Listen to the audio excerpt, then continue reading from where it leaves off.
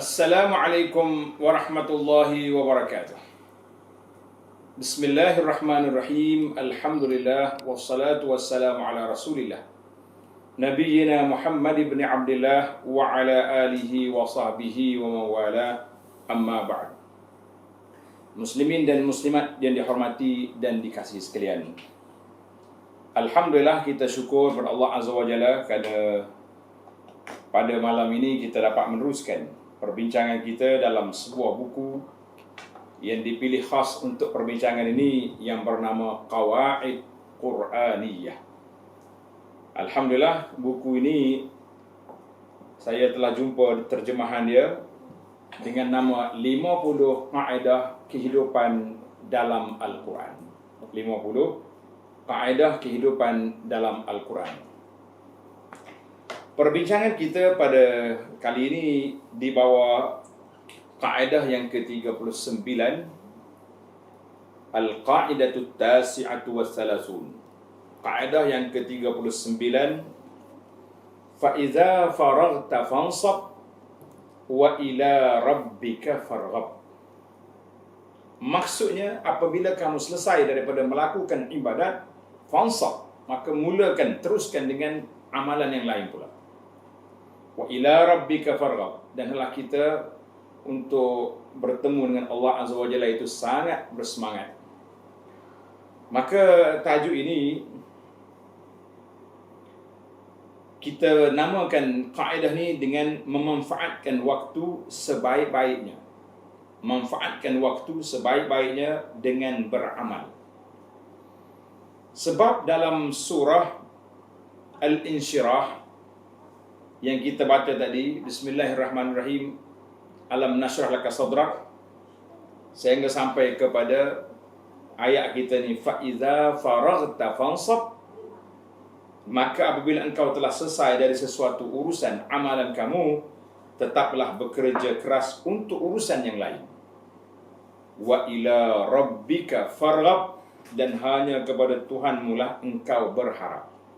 Jadi para jemaah sekalian, alhamdulillah, ini satu ayat yang menunjukkan kepada kita betapa manusia ini sangat-sangat berhajat untuk tarbiyatun nafsi, untuk mendidik jiwa dia dan membetulkan alaqah, hubungan dia dengan Allah Azza wa Jalla. Didik jiwa kita untuk memperbaikkan, memperelokkan hubungan kita dengan Allah Azza wa Jalla. Maka Allah Subhanahu wa ta'ala setelah selesai daripada menyebut alam nashrah sampai kepada fa inna ma'al usri yusra, inna ma'al usri yusra, fa iza faraghta fansab.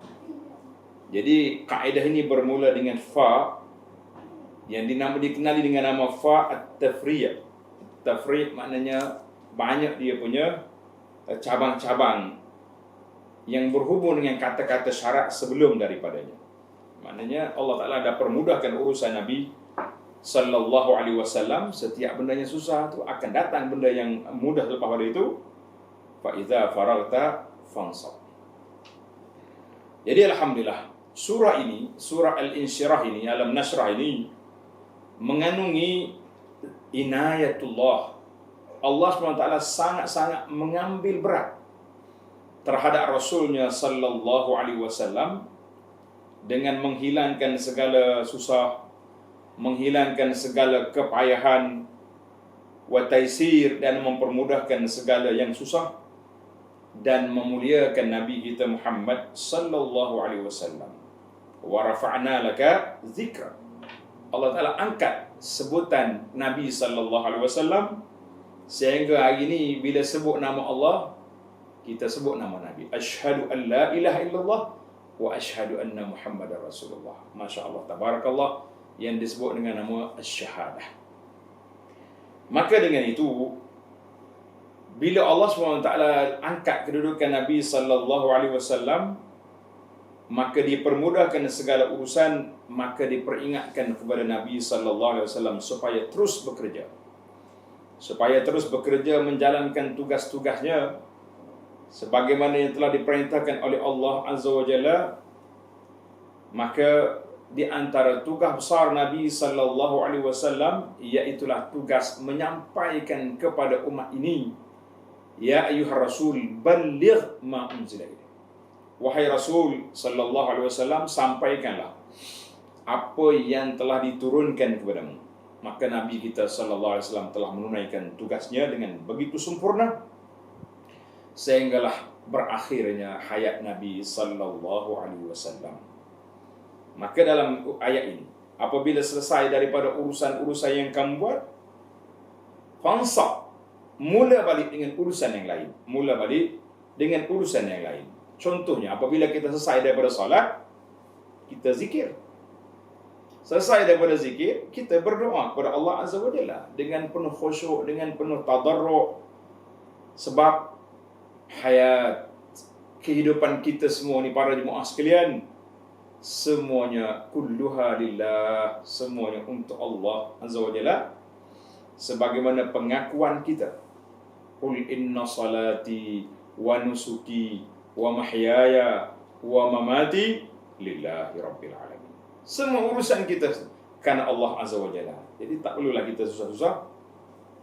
Maka hidup atas dunia ini mempunyai agenda besar. Apa dia agenda besar kita? Iaitulah untuk beribadat kepada Allah Azza wa Jalla. Bukan dunia ini sebagai tempat-tempat yang lara, yang tak ada faedah, yang orang panggil tak ada kerja, Allahu main-main saja. Lah. Kita sebagai seorang Muslim, di sana ada agenda yang kita kena lakukan, yang kita kena usahakan, yang kita kena buat kerja supaya kita mendapat manfaat sebanyak-banyak. Maka Allah SWT yang maha mengetahui tentang sifat manusia, kepenatan, mudah jemu kadang-kadang, penat, maka dia tukarnya siang dan malam. Dan tukar juga bentuk ibadat. Malam orang bertahajud, lepas subuh tidak ada solat sunat, kamu zikir, duduk, beristighfar, zikir sehingga naik matahari, kan? Maka itu dia panggil tukar. Sama juga bila mari selepas kita berpuasa sebulan, kita dengan qiyamnya, dengan siamnya, datang hari raya. Bila hari raya kita bersuka-suka.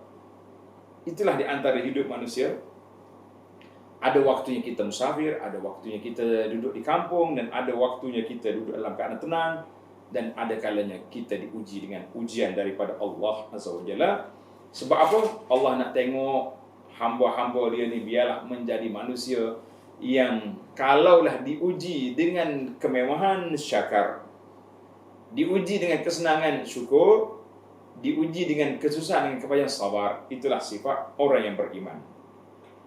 Maka kata di ulama, wa ammar raghbatu fillah, adapun kita wa ila rabbika farghab, wa ila rabbika, kepada Tuhanmu naklah kamu mengharapkan keampunannya, rahmatnya dan segalanya. Maka kita sebagai seorang manusia yang beriman mesti sentiasa dalam kepala kita tu mengharapkan kasih sayang Allah Azza wa Jalla, mengharapkan rahmat Allah Ta'ala. Kerana inilah kepala modal hidup kitanya, mencari keredaan Allah Azza wa Jalla. Kebahagiaan kita dulu di mana? Apabila Allah Ta'ala reda kepada kita, maka itulah yang dikatakan bahagian.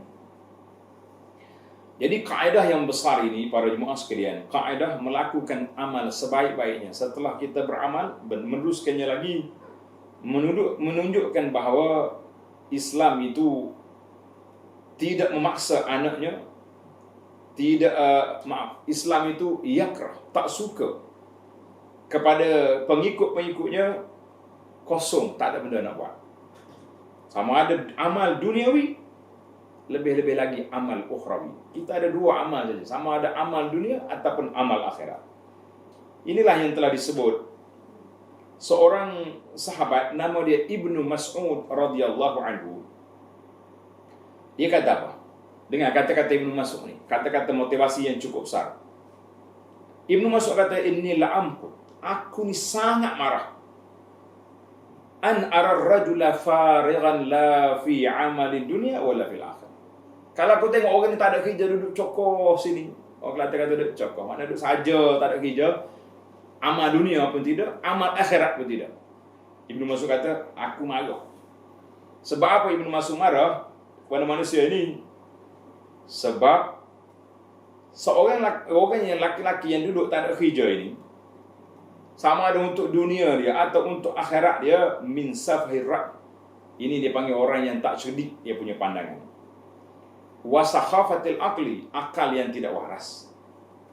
Wastila'il ghaflah, orang ini duduk dalam kelalaian. Maknanya kita kena ada. Waktu kita berusaha untuk dunia, kita buat kerja untuk dunia kita. Waktu kita berusaha untuk akhirat, kita buat kerja untuk akhirat kita. Masya Allah, tabarakallah.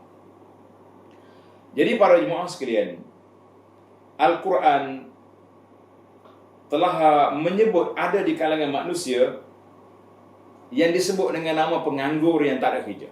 Penganggur untuk amal ibadat akhirat pun menganggur, untuk dunia pun menganggur. Jadi dia ni ketaatan pun tidak buat, nak cari rezeki pun tidak juga. Maka kita kata ini satu benda yang cukup berat. Allah Ta'ala sebut dalam suratul Kahfi, wala tuti' man aghfalna qalbahu an zikrina wattaba'a hawahu wa kana amruhu furuta. Mu jangan ikut orang-orang yang kami lupakan hati dia daripada mengingati kami, dan dia pula ikut hawa nafsu dia, dan segala urusan dia banyak berlaku benda-benda yang melampaui batas yang digariskan oleh Allah Azza wa Jalla. Maka orang-orang yang macam ni, lara hidup dia macam ni, menghabiskan waktu dalam perkara-perkara yang tidak berfaedah seperti ini, para jemaah sekalian, janganlah sekali-kali kita pergi ikut orang yang seperti itu. Sebab apa? Sebab kita akan kerugian. Maka para ulama telah menceritakan kepada kita, masa kita ni, para jemaah sekalian, masa yang kita ada ni cukup besar. Sama ada kita gunakan untuk kebaikan, ataupun dia akan berlaku kekosongan, tak ada benda yang tak ada faedah apa-apa, ataupun sebaliknya, wal'iyazubillah, terjebak dengan perkara-perkara yang tidak baik. Maka kita kata dua-dua itu rugi belaka. Jadi supaya kita tidak kerugian, maka kita susun masa kita ni dengan kita meletakkan garis panduan kerja buat kita seharian yang begitu baik. Di antara hidayah, petunjuk yang kita dapat daripada kaedah Quran ini, fa idza faraghta fansab wa ila rabbika farghab, annaha, bahawa ayat ini telah mendidik manusia supaya segera menunaikan perkara-perkara yang telah diperintahkan oleh Allah Azza wa Jalla, ataupun perkara-perkara yang memberi maslahah kepada kehidupan kita dalam dunia. Jangan cuai, jangan kita abai ataupun lalai, ataupun dia panggil dengan lara, tak buat kerja dengan cara baik. Maka ini satu perkara yang cukup merugikan kita, para jemaah sekalian. Orang yang mampu buat satu benda, dia buatlah dengan kerja yang baik-baik kan. Jangan kita jangan kita cuai, kita lalai. Kata di ahli-ahli fikir kata apa? Man ajiza an imtilaki yaumihi. Siapa dia tak mampu menggunakan masa yang baik untuk hari ini, esok pun macam tu jugalah. Dia akan hanyut sama juga. Jadi kita guna baik-baik. Qala ba'du salihin, sebahagian daripada orang-orang yang saleh berkata, kana siddiqun, orang-orang yang benar dengan Allah Azza wa Jalla dalam tindakan mereka, dalam akidah mereka, dan dalam amalan mereka, mereka sangat-sangat malu kepada Allah Azza wa Jalla kalau hari ini hubungan mereka dengan Allah seperti semalam. Masya Allah, tabarakallah. Hari ini macam semalam, tak banyak. Manakala semalam kita boleh solat sunat qabliyah, ba'diyah 12 rakaat, hari ini kena lebih sikit lagi. Itu maksud dia. Maka kata Ibn Rajab rahimahullah ta'ala menghuraikan kata-kata orang salih ini, mereka itu menunjukkan bahawa mereka itu tidak reda setiap hari kalaulah amalan kebajikan itu tidak bertambah, dan mereka akan rasa malu pada Allah Azza wa Jalla apabila kehilangan masa yang begitu berat. Masya Allah, tabarakallah. Pada itulah kata di ahli syair, alaysa minal khusran anna layaliyan tamurru bila syai'in wa tuhsabu min umri. Bukankah satu kerugian yang besar malam-malam itu berlalu begitu saja, sedangkan umur aku juga pergi bersama dengan waktu yang telah berlalu. Masya Allah, tabarakallah. Di antara kata-kata hikmah yang selalu kita belajar, kami yang belajar di sekolah, sekolah harap ni, sekolah agama ni, di bawah Yayasan Islam Kelantan, ada satu buku dipanggil Mutalaah, dia kata la tuajjil amal al-yawm ila al-ghad. Jangan sekali-kali kamu tangguhkan amalan hari ni nak buat esok lah. Kalau boleh buat hari ni, kenapa nak buat esok? Masya Allah, tabarakallah. Kalau boleh buat hari ni, kenapa kita nak buat esok? Ini kita kata satu kerugian yang cukup besar apabila kita melakukan perkara-perkara yang seperti ini, para jemaah sekalian. Masya Allah, tabarakallah. Diriwayat daripada Imam Ahmad bin Hanbal rahimahullah ta'ala. Imam Ahmad bin Hanbal ni terkenal lah dia ni dengan nama imam kepada mazhab Hanbali. Kan Hanbali itu ayah dia nama Ahmad. Dia kata apa? Inna ta'khir lahu afatun. Menangguh-nangguhkan kerja buat ni adalah afat, satu penyakit yang banyak.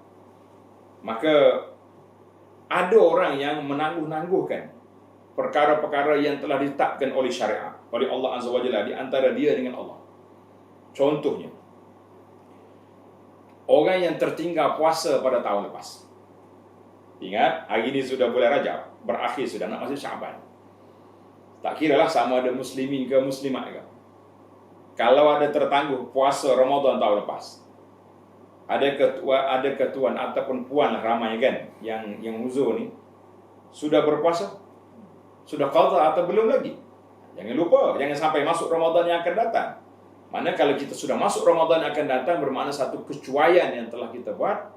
Maka beberapa orang sahabat telah berfatwa, orang yang masuk Ramadan akan datang, dia kena bayar fidyah.